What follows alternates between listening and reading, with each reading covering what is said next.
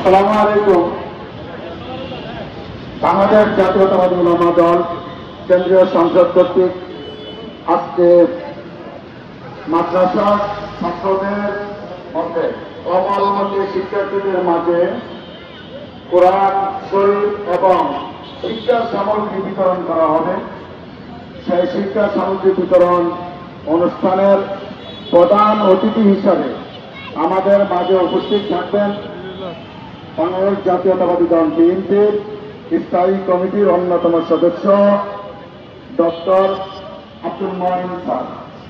উপস্থিত থাকবেন জাতীয় নেতৃবৃন্দ সহ বিএনপির নেতৃবৃন্দ।